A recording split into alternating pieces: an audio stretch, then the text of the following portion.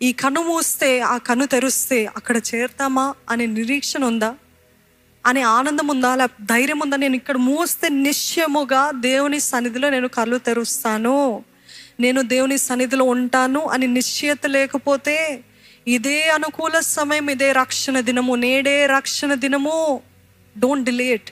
ఎందుకంటే ఎటువంటి పరిస్థితులు ఎప్పుడు ఎదుర్కొంటామో మనకి తెలియదు. మరణము మీ కిటికీలు ఎక్కుతుందని ఆయన వాక్యం తెలియజేస్తుంది. చీకటి మీ కిటికీలు ఎక్కుతుంది, జాగ్రత్తగా ఉండండి, ప్రార్థన చేయండి, రోధించే స్త్రీలని పిలిపించండి అని యెషయా గ్రంథంలో రాయబడి ఉందండి.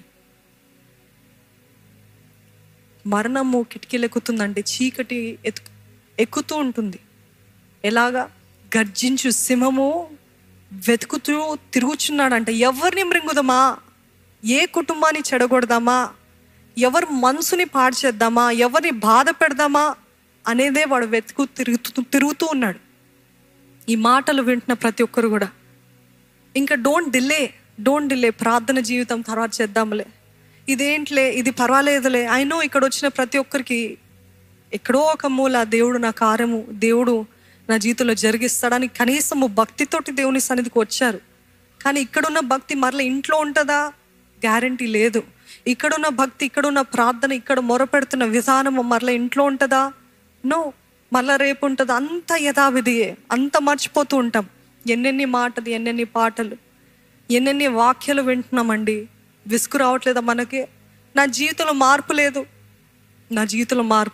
అదే బ్రతుకు, అదే జీవితం, అదే అడిక్షన్స్, అదే వ్యసనాలు అలాగనే పక్కన పెట్టేస్తున్నాను. There is no change in my life అంటే నో మ్యాటర్ ఎన్ని మాటలు విన్నా వ్యర్థమే. ఈరోజు దేవుని సన్నిధికి వచ్చిన మనం అందరం కూడా జ్ఞాపకం చేసుకోవాలండి.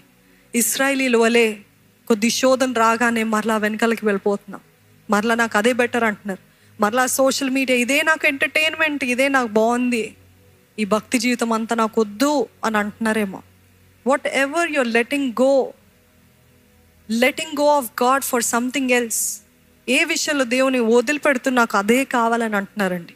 ఆయన యందు నమ్మకం ఉంచిన వారిని ఎప్పుడు కూడా సిగ్గుపడనిచ్చే దేవుడు కాదు.